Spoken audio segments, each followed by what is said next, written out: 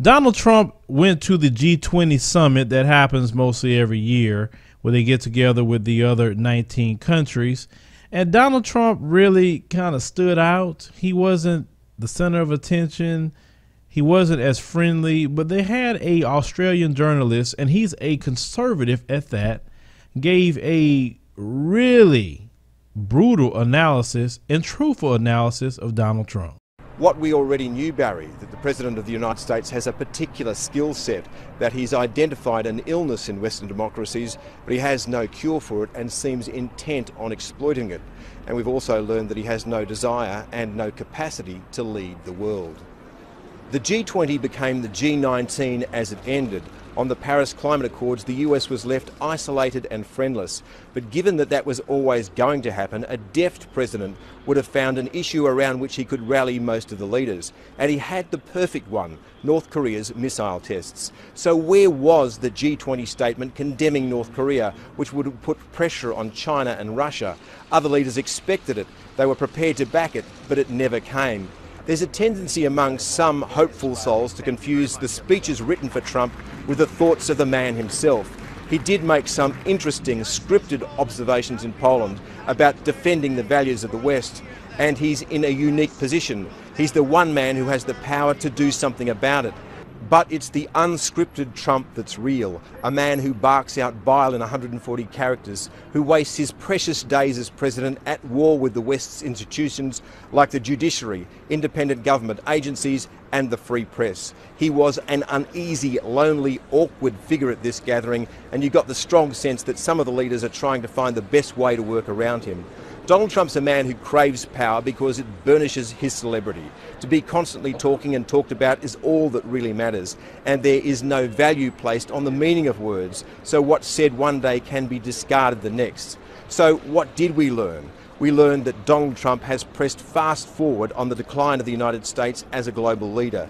He managed to isolate his nation, to confuse and alienate his allies, and to diminish America. He will cede that power to China and Russia, two authoritarian states that will forge a very different set of rules for the 21st century. Some will cheer the decline of America, but I think we'll miss it when it's gone.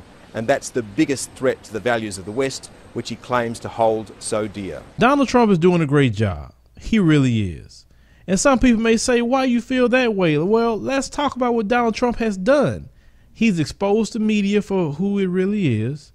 He's peeling back the civility of people within his own community, so much so they're calling people N-words and doing all kind of things that they hid before. It wouldn't have happened if Hillary Clinton would have went in there. He's going to other leaders all over the world, saying the most egregious things to them. They rolling the eyes at Trump, looking at him like he's an idiot.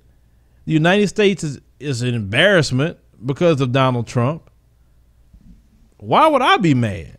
Everything that we said about Trump and how Caucasians really get down in this country, now the whole world is seeing it, and Trump is a representation of America. They chose him. So what this man said about Donald Trump, he's spot on. He didn't lie about Trump in no way, shape, or form. He wasn't connected to CNN or all them other ones. He just told the truth.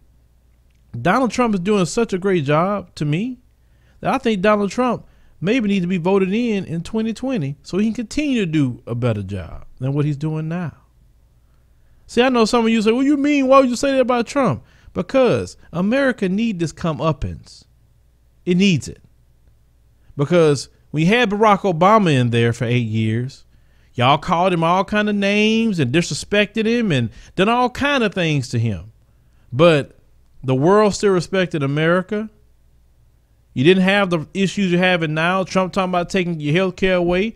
And if he do it, oh well. Because remember, like you told black people, pull yourself up by your bootstraps. Get a job. Do for yourselves. And then maybe people will like you. All these people, Caucasians in these rural areas talking about jobs. Get a job. If illegals come over here and get a job, surely you can get a job. Why are you crying to the government to help you get a job? And don't be getting on opioids talking about drugs and you in despair, so that's why you're using drugs. No, that's an excuse to commit crimes. It's an excuse. Get a job. Okay? Pull yourself up by your bootstraps. Stop asking Donald Trump for a job. That's not his job. His job is to help run the country, not give you an individual job. I mean, that's what you told. I mean, that's what you tell black people. So whatever you tell black people, I'm going to tell you because, I mean, come on. We all in the same country. You say it's not about race what you say to black people. So it's not about race what we say to you. We just saying just to take care of yourselves. That's it. Stop using drugs. Stop having a cop-out, committing crimes. I mean, you know, the opioids and the crystal meth and fentanyl and all the things that you're doing. Stop that. The thing is, it's only going to get worse and worse and worse with the situation with Trump. And that's why I tell black people, don't you dare go to a protest. Don't you say a word about Donald Trump. Keep your mouth and your body and everything else out of Donald Trump's way. Let him do what he wants to do. Because Donald Trump can't do nothing to you that haven't been done to us already. Period. Healthcare, taking healthcare away, shoot. Most of us didn't grow up with healthcare. So what is that about? Oh, Barack Obama tried to be nice and get you some health care, but you didn't respect that. You went in there talking about taking away the health care. What you think Trump and them was going to do? Benefit you? You're poor. Elite Caucasians don't like poor Caucasians. You ain't figured that out? They use you to do their dirty work so they can stay in power. But yeah, you don't figure that out. You figure it out when it's too late. Then you want to come and say, oh, we understand now. Like, no. Keep doing the elite's job with race. They use race with child because they know that's your trigger point. You vote against your own interest, and that's why you're in the position that you're in today. But Donald Trump, he's doing a great job, ladies and gentlemen. Keep on trucking Donald Trump. I support it 100%. Do what you think you need to do. Tell off whoever you think you need to tell off. Let them know in tweets what you think about them. Tell the media about themselves. I support it. Leave me a comment. Let me know what you think about this. Share the video, like the commentary, and subscribe for more news stories.